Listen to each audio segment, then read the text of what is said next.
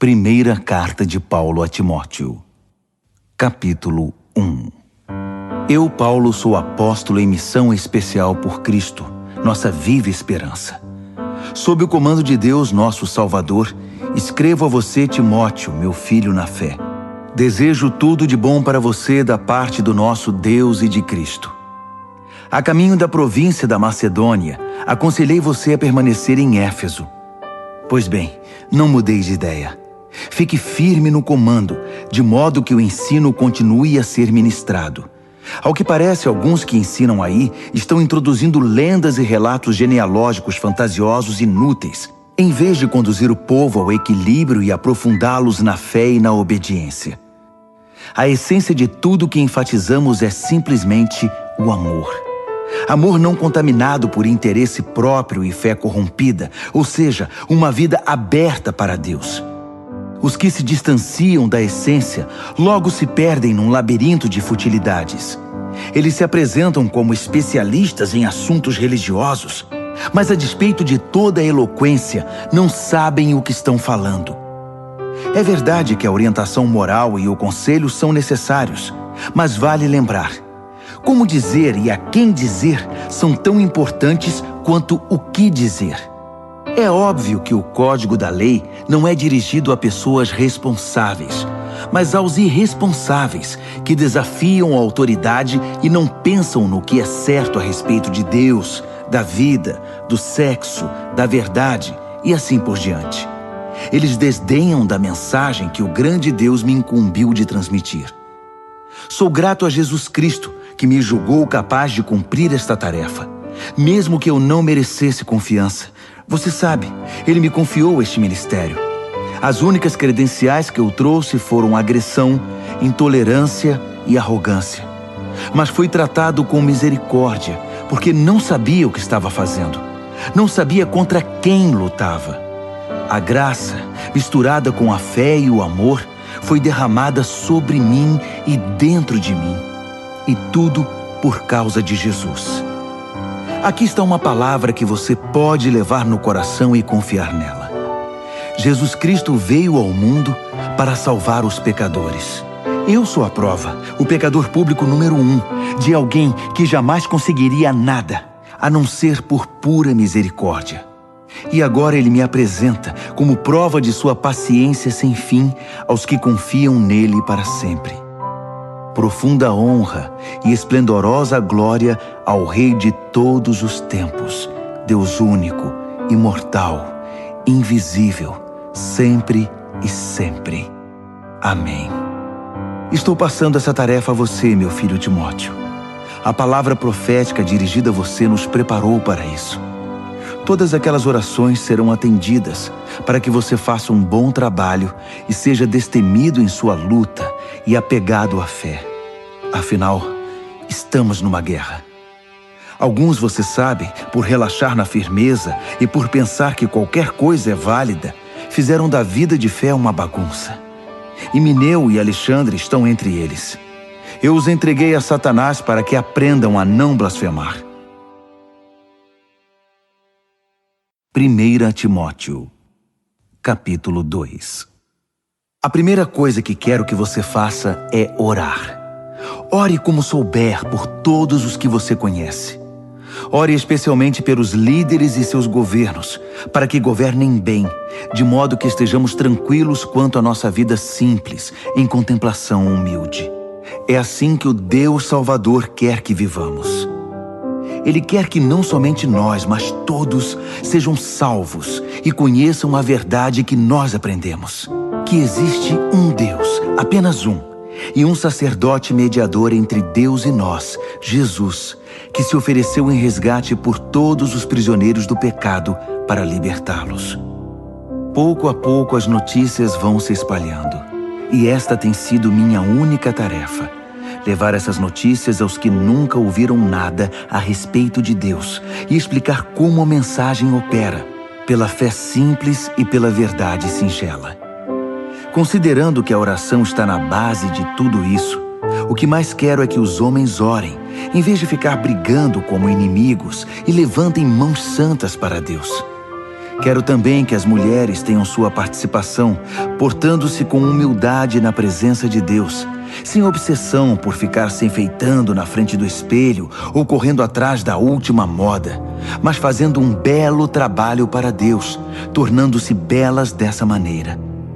Não permito que as mulheres assumam o comando e digam aos homens o que fazer. Elas devem ficar quietas e obedientes, como os demais. Adão foi feito primeiro, depois Eva.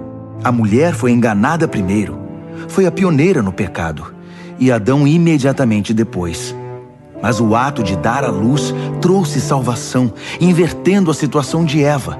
No entanto, a salvação vem apenas para os que perseveram na fé, no amor e na santidade. E isso os torna maduros. Tenha certeza disso. 1 Timóteo, capítulo 3. Se alguém deseja ser líder na igreja, ótimo, mas há algumas condições. Deve ser alguém de boa reputação, fiel à esposa, de fácil relacionamento e hospitaleiro. Deve entender do que fala, não ser muito chegado em vinho e não ser controlador, mas gentil. Não deve ser sensível demais a críticas, nem movido pela ganância. Deve administrar bem seus negócios, ser atencioso para com os filhos e respeitado por eles. Pois se alguém não é capaz de lidar com os próprios negócios, como poderá cuidar da igreja de Deus? Não deve ser novato na fé, para que a posição não suba a cabeça, e assim não caia na armadilha do diabo. O mesmo vale para os que querem servir em outras funções na igreja. Cristãos sérios, sem falsidade e não muito chegados em vinho, e que não estejam no ministério pensando em ganho pessoal. Devem ter respeito pelo mistério da fé, não usando a posição em proveito próprio. Eles devem ser testados. Se mostrarem que são capazes, que assumam sua função. Nenhuma exceção deve ser feita às mulheres. Para elas, as mesmas qualificações, sérias e confiáveis. Não devem ser faladeiras, nem muito chegadas em vinho. Quem serve na igreja deve ter compromisso com o cônjuge, ser atencioso com os filhos e cuidadoso nos negócios. Os que cumprem devidamente o papel de servo serão respeitados, um crédito verdadeiro para a fé em Jesus. Espero visitá-lo em breve, mas caso eu me atrase, escreva esta carta para que você saiba como devem ser as coisas na casa do Senhor, a Igreja Viva de Deus, defensora da verdade. A vida cristã é um grande mistério, muito além do nosso entendimento, mas algumas coisas são bem claras. Esteve entre nós em corpo humano, foi justificado pelo Espírito, foi visto por anjos, foi proclamado entre todos os povos, crido em todo o mundo, recebido na glória celestial. 1 Timóteo, capítulo 4. O Espírito deixa claro que à medida que o tempo passa, alguns desistirão da fé para seguir ilusões demoníacas ensinadas por profissionais da mentira. Esses impostores mentem tão bem e há tanto tempo que perderam toda a noção de verdade. Eles vão proibir o casamento, vão dizer que não se pode comer este ou aquele alimento, comida perfeitamente boa que Deus criou para ser ingerida com alegria e ação de graças pelos que conhecem a verdade. Tudo que Deus criou é bom e deve ser recebido com gratidão. Nada deve ser rejeitado ou jogado fora. A palavra de Deus e nossas orações tornam santo tudo que faz parte da criação. Você foi criado na mensagem da fé e se orienta por ensinos saudáveis.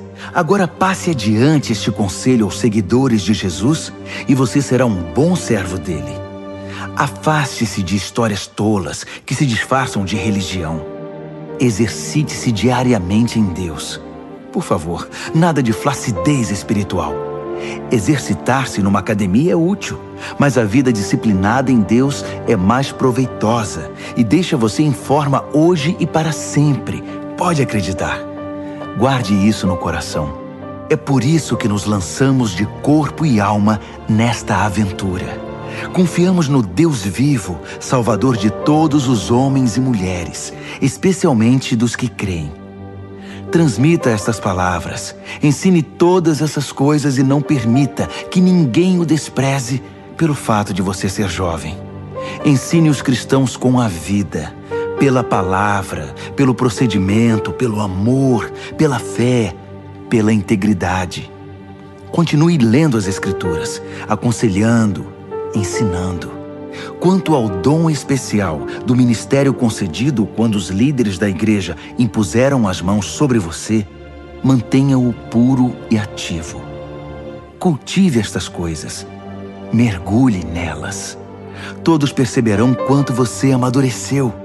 Fique firme em seu caráter e em seu ensino. Não se desvie.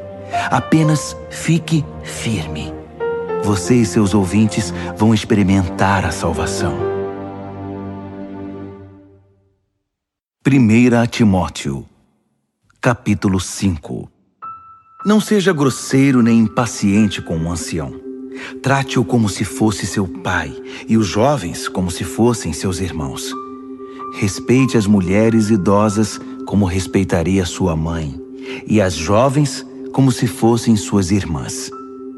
Cuide das viúvas que não têm recursos. Se uma viúva tem parentes que podem cuidar dela, eles devem aprender que a religião começa em casa e que devem retribuir com gratidão pelo que têm recebido. Isso agrada muito a Deus. Você pode considerar viúva legítima aquela que deposita toda a esperança em Deus e ora constantemente pelas necessidades dos outros e pelas necessidades dela. Mas uma viúva que explora as emoções e o bolso dos outros, não há o que fazer com ela. Ensine estas coisas ao povo para que todos saibam como agir em família. Qualquer um que não cuide dos membros necessitados da família está rejeitando a fé. É pior que se recusar a crer. Designe algumas viúvas para o ministério especial de dar assistência. Elas deverão receber em retribuição sustento da igreja. Elas devem ter mais de 60 anos de idade e um único casamento. Devem ter reputação de saber criar os filhos, ajudar as pessoas de fora e os cristãos desanimados, aflitos e problemáticos. Não inclua viúvas jovens nessa lista. Tão logo sejam incluídas na lista, vão querer sair dela, mais dispostas a arrumar outro marido que a servir a Cristo dessa maneira. E ao quebrar sua palavra, corre um risco de ir de mal a pior, desperdiçando seu tempo em conversas fúteis e fofocas. Não. Prefiro que as viúvas jovens sigam a vida, se casem, tenham filhos, administrem o lar e não deem motivos aos seus críticos para acharem nelas alguma falta. Algumas delas já se desviaram seguindo Satanás. Qualquer mulher cristã que tenha viúvas na família é responsável por elas. Elas não devem ser empurradas para a igreja. A igreja já tem trabalho suficiente com as viúvas que precisam de ajuda. Dê um prêmio aos líderes que fazem um bom trabalho, especialmente aos que se esforçam na pregação e no ensino. As Escrituras dizem: não amordace o boi que trabalha, e o trabalhador merece seu salário. Não dê ouvidos a nenhuma reclamação contra um líder que não seja apoiada por 2 ou 3 testemunhas idôneas. Se alguém cair em pecado, chame-o à responsabilidade. Os que estiverem inclinados a fazer o mesmo irão aprender a lição. Deus, Jesus e os anjos me apoiam nessas instruções. Cumpra-as sem parcialidade e sem partidarismo. Não se precipite em indicar alguém para cargos de liderança na igreja. Se alguém estiver envolvido num pecado grave, você não vai querer se tornar cúmplice involuntário, não é? De qualquer maneira, cuide muito bem de você mesmo. Não se importe muito com o que os críticos vão dizer. Siga em frente e beba um pouco de vinho, por exemplo. É bom para a digestão e um bom remédio para o mal que aflige você. Certos pecados são grosseiros e devem ir direto a julgamento.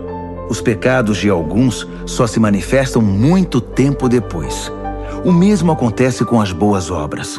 Algumas são evidentes, mas nenhuma delas permanece oculta para sempre. 1 Timóteo, capítulo 6. Quem for escravo deve fazer o melhor, respeitando o seu senhor, para que os de fora não falem contra Deus e contra nosso ensino por causa do seu comportamento. Escravos que trabalham para senhores cristãos façam ainda mais. Os senhores deles são também seus irmãos amados. Esses são os assuntos que eu quero que você ensine e pregue. Se algum líder começar a ensinar outra coisa, rejeitando as palavras sólidas do Senhor Jesus e nossa instrução piedosa, diga o que eles são: rios poluídos de ignorância que contaminam tudo com inveja, controvérsia, maledicência e fofocas. De vez em quando há uma epidemia de traição, e a verdade passa a ser apenas uma lembrança remota. Eles pensam que a religião é um meio de conseguir lucro rápido. Uma vida consagrada traz lucro, mas esse lucro é a rica simplicidade de ser você mesmo na presença de Deus. Considerando então que entramos no mundo sem um centavo e que sairemos dele sem nada, se temos pão na mesa e sapatos nos pés, é o bastante. Mas o líder que está apenas atrás de dinheiro se destruirá rapidamente. A cobiça por dinheiro traz problemas, apenas problemas. Depois de entrar por esse caminho, alguns se desviam inteiramente da fé e amargam seu arrependimento pelo resto da vida. Mas você, Timóteo, homem de Deus, fuja de tudo isso. Corra atrás de uma vida justa, uma vida de contemplação, fé, amor, perseverança, cortesia. Corra a toda velocidade na fé. Busque a vida eterna, pois fomos chamados para ela. A vida que você abraçou tão fervorosamente na presença de tantas testemunhas. Exorto você na presença do Deus doador da vida e diante de Cristo, que ficou firme na presença de Pôncio Pilatos e não retrocedeu um só milímetro. Guarde esse mandamento com seriedade e não vacile. O Senhor Jesus Cristo está voltando. Ele vai se manifestar no tempo certo e sua vinda está garantida pelo bendito e incontestável soberano, pelo Supremo Rei, o Altíssimo Deus. Ele é o único que a morte não pode tocar. Sua luz é tão brilhante que ninguém pode chegar perto. Ele nunca foi visto por olhos humanos. Olhos humanos não conseguem percebê-lo. A ele toda a honra e o domínio eterno. Amém. Diga aos ricos na riqueza deste mundo que deixem de lado a empáfia e a obsessão por dinheiro que está aqui hoje e desaparece amanhã. Diga-lhes que busquem Deus, que ajunta muitas riquezas que jamais conseguiríamos administrar, e façam o bem, para que sejam ricos em ajudar os outros e sejam para lá de generosos. Se agirem assim, irão ajuntar um tesouro que vai permanecer e ainda obterão a vida que é a verdadeira vida. Quanto a você, meu prezado Timóteo, guarde o tesouro que recebeu. Guarde-o com sua vida. Evite a religião de aparências e a confusão praticada pelos que se denominam sábios. Pessoas enredadas em muita conversa podem perder a essência da fé. Que a graça transbordante guarde você.